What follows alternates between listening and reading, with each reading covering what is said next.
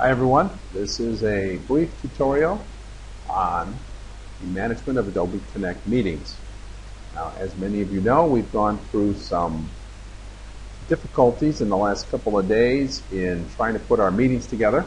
So I wanted to put together a formal document so we understood who's responsible for what and how this is all done.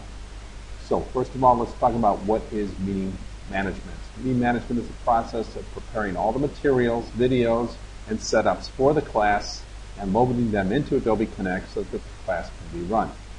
Now, there's several reasons that we do this. First of all, we do this to make the student experience as positive and pleasant as possible. Being online can be very tedious and boring for people. We want to keep things interesting. We want things to pop. We want people to stay focused on what we're talking about and enjoy the experience.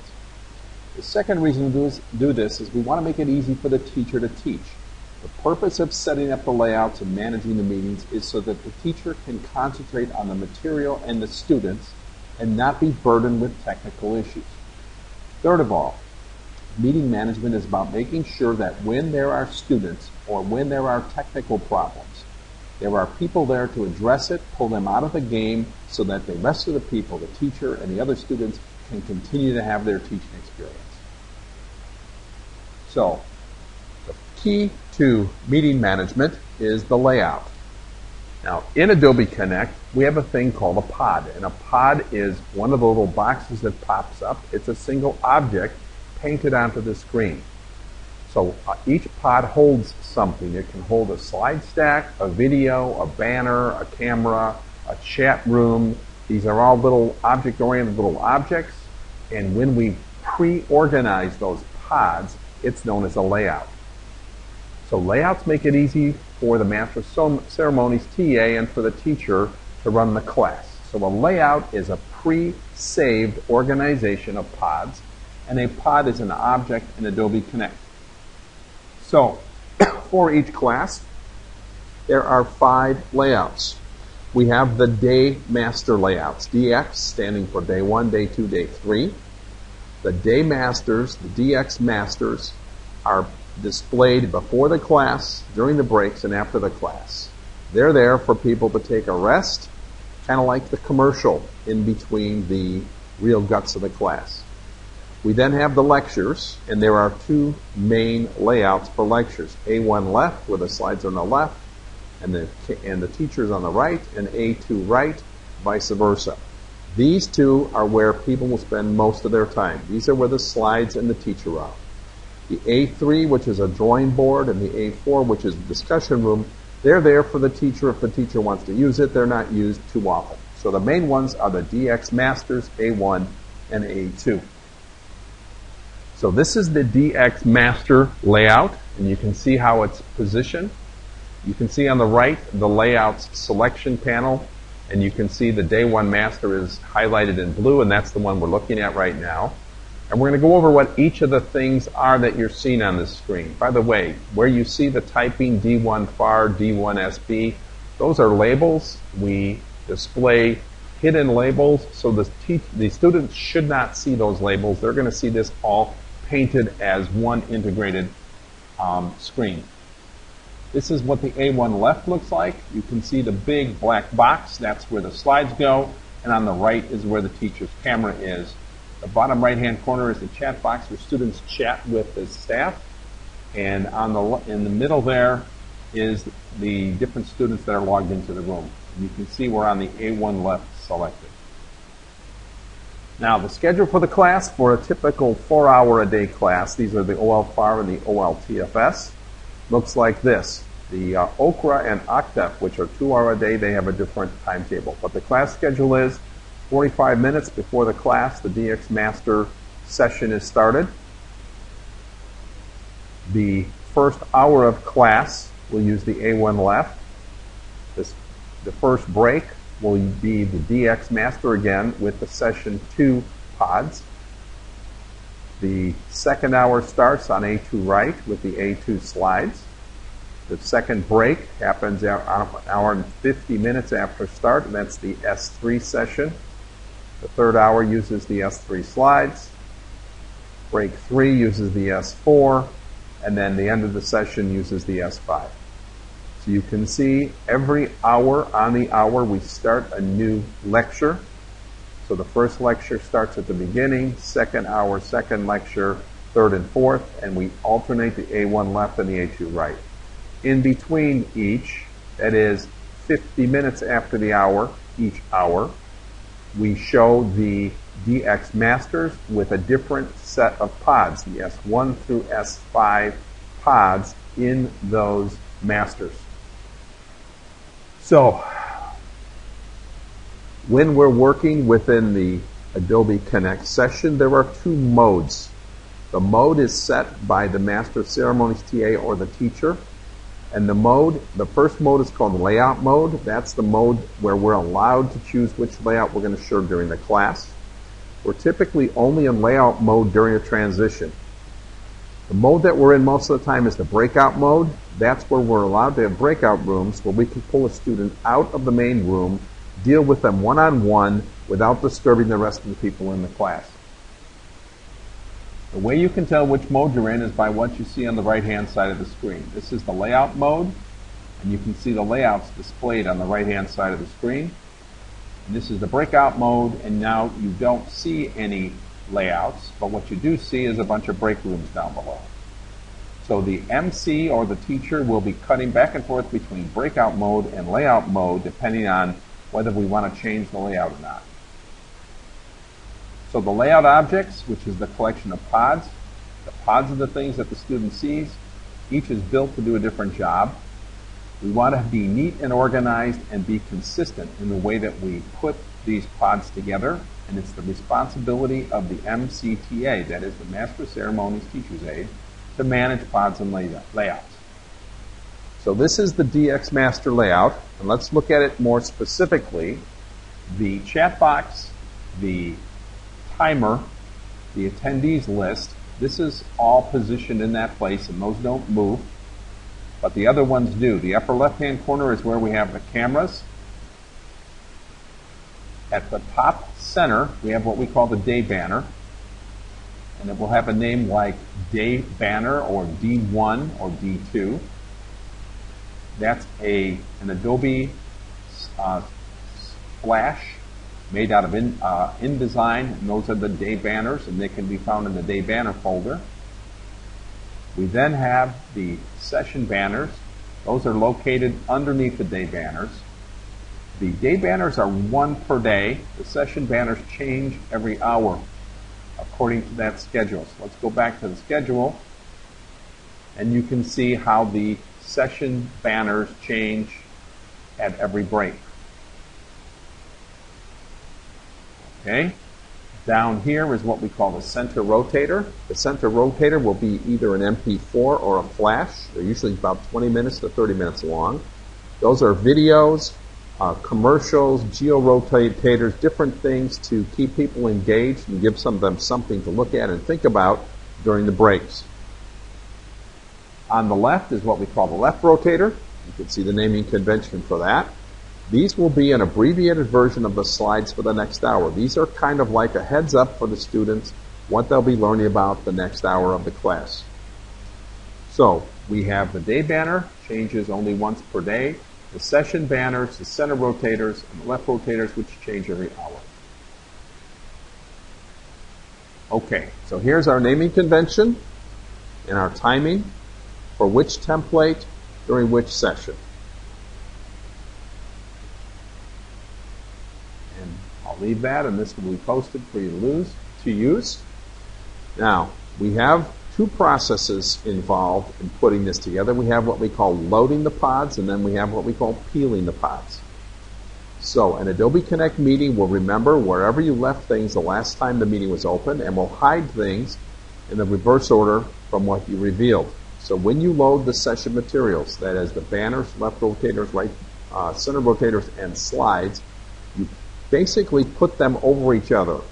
You first put session 5, then 4, 3, and 2, and 1 all over each other. That way, when the class starts, you can hide the one on top and reveal the one underneath. So when we put these in, we put them in reverse order. First we put 5, then 4, 3, 2, and 1, and we call that loading in reverse order.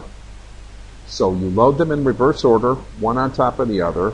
Then when you teach the class, as you go from one session to the next, the MC will hide the previous session's pods so that you can have revealed the ones underneath. We call that peeling the pods. So we have loading the pods and peeling the pods.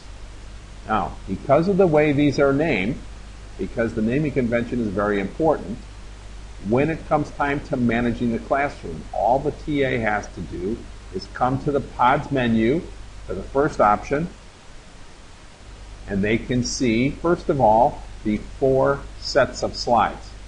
Now, those 4 sets of slides have been loaded into the left and right layouts, one over the other, 4 first, 3, 2, and 1. And then you can see that all of the rotators and banners have been loaded up in reverse order. So what you need to do is make sure that only these names are there and no others, and make sure that the naming convention is followed. You should have S1CR, S1LR, S1SB, S2CR, S2LR, S2SB. And if you go through that process, you should have no problem. I'll give you a demonstration of this in a minute. Or I should say that was a demonstration of how it works. Matter of fact, let's do the demonstration right now. So this is an Adobe Connect meeting. And you can see all of my pods organized properly. And what you do to hide a pod is simply right-click in the corner and say hide, or ocultar in Spanish.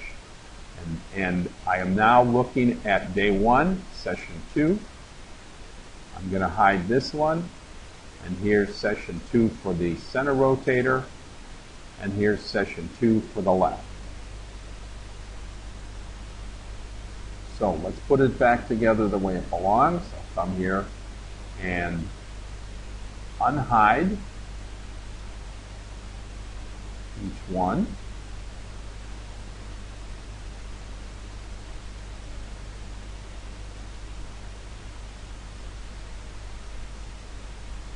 So 45 minutes before the class, this is what we should be seeing. The day banner and all of the session 1s are showing. This is now in layout mode, and from 45 minutes until 30 minutes before, as the TA and the teacher and the TA staff are working, this will all be managed.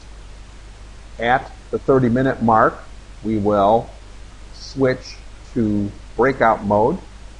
So I'll switch here and I'll start breakout mode. You see the layouts have disappeared. I get a message that I'm now in breakout mode. I can't change the layout.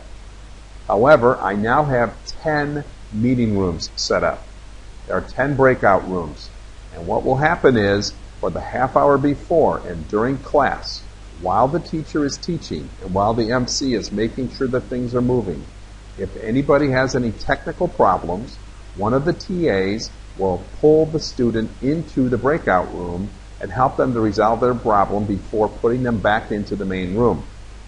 So the deal is, no student should be in the room if they don't have a working camera, good speed, and a good mic. And when a student gets into trouble on the technical issues, they should be identified and pulled out by the TA to one of the breakout rooms. This way, the teacher and the MC can focus on the classroom experience. So it is now 30 minutes before. The rotators are working, the music is playing. As students come in,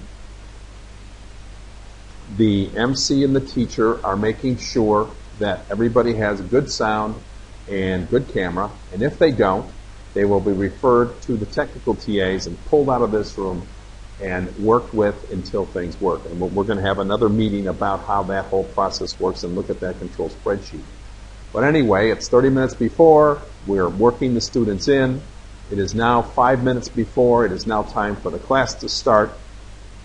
The MC will talk to the teacher. They'll decide it's time to start the class. And they will switch back to layout mode. And then the MC will switch it to the first set of slides, to the A1 left. And you will see that now I have my first set of slides for the teacher to teach from. The camera is set up. The teacher will begin teaching, and after a minute or two of introductions, the TA will switch back to breakout mode. So whatever breakout rooms the people were in, when they went to the main room, they will go back to those breakout rooms so the TAs can pick up where they left off on the technical issues. So the teacher will teach from these slides. After about 50 minutes, when it's time for the break, the TA will switch back to layout mode, switches back to the master, and then the TA will hide all of the S1 pods so that the students are now seeing the S2 pods. So these are hidden. The rotators are started.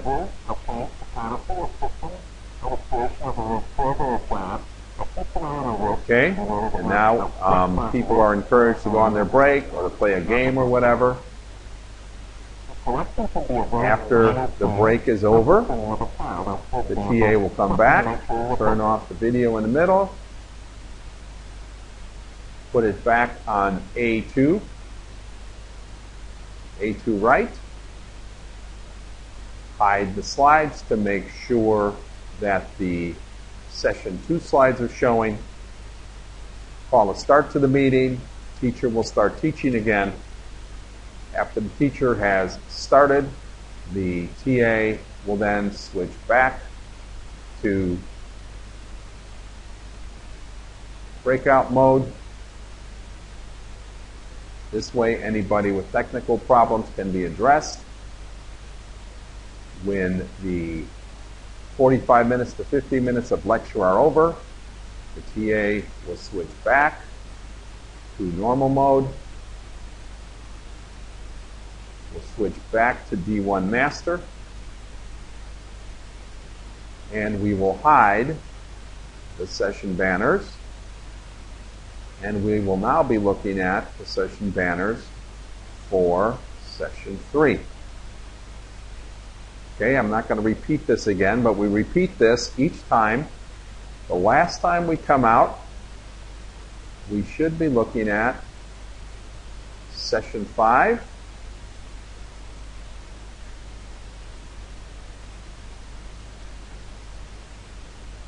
which is the end of class. We have the reminding for the students to take the quiz, our last wrap-up video of the day, and our rotator for the beginning of class for the next day. So this is the basic discipline we follow in order to run the meeting. So, as of today, what we want to try to do is set it up. It will be the responsibility of marketing to build and save the shared templates. They'll make sure that all the IP is loaded and organized properly, and shared templates will have the name -template. They'll have their custom URL will be blank, and they will have no students assigned, and all templates will be scheduled for January 1st, 2014. Templates will have only participants will be administrators, which will be assigned as hosts. Ops will be responsible for building the actual meetings. They'll create a class meeting by creating a new folder for the class and creating one meeting for each day. And then they'll use the standard naming convention for the class with a date for each one. They'll base that class on a master template. They'll assign the correct date and time. They will assign administrators as hosts, assign the student group as participants. They will verify that all content is loaded properly, and they will audit each meeting 45 minutes before the class to make sure that to peel them back and to hide them all and then reload them all to make sure everything is ready for the teacher. So that's our basic tutorial on how to manage the setup of a meeting. I hope it's useful for you.